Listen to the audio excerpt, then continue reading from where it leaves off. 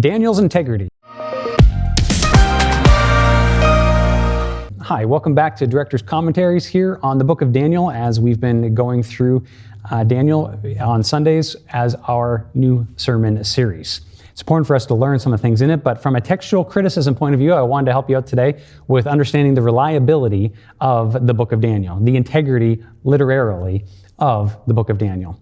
Now, some people have tried to say that it isn't because of the incredible prophecies that are within and the important things that are going on in this time frame, that they say it had to have happened after the events. So skeptics are always trying to push Daniel from being written in the 6th century BC to the 2nd century BC, because that fits their non-believing worldview.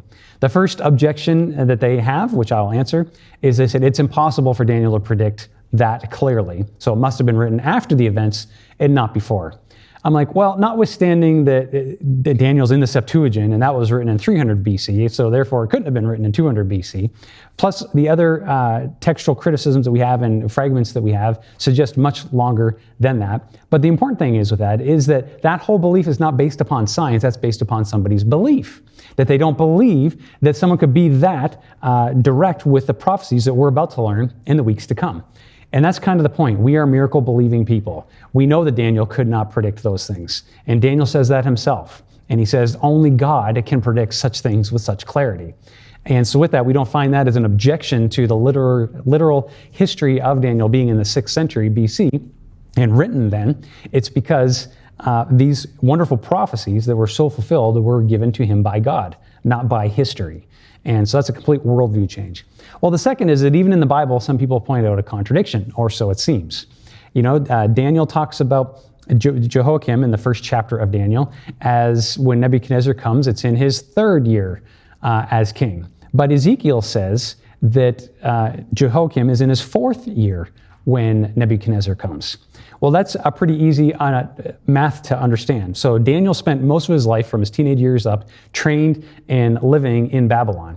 Now in Babylon, the way that you measured the length of a king's term was not the year that he came to the throne, but the first year, the first anniversary is when the first year began.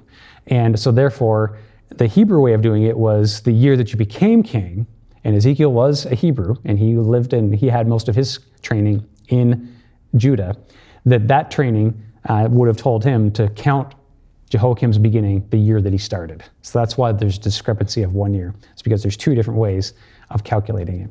And next, much of Daniel is written in 3rd person, where Daniel's talking as if it's not himself. So some people say, see, someone else wrote it, not Daniel. But you know what? Even when the Lord is talking to Moses, that he often says, and the Lord will not do this. He talks of himself in 3rd person. Many of the prophets also talk in 3rd person. In fact, it is actually a common Middle Eastern refrain that would happen, that you would talk in 3rd person to highlight the events, not the self. If we're always about I in it, I did this, I did that, it can often seem self-serving. And so to remove the person from it, but yet clearly being the author of, they would speak in 3rd person. And so much of the other rest of the Bible is written in that way, in the Old Testament at least, except for the book of Nehemiah. Nehemiah is quite a bit different. It's actually written more as like a personal diary of some of the events that would have happened after Daniel's time.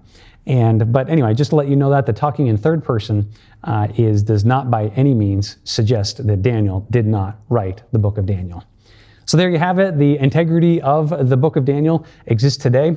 We wouldn't be basing our lives upon it if we didn't know that and could see that through history, that we use science and our faith to be able to affirm these things as true. So as we go ahead in these days ahead and weeks ahead learning about the rest of the book of Daniel, I pray that you are blessed and that we all become wise in the ways of our Lord. Thank you for tuning in. God bless you. Have a great day.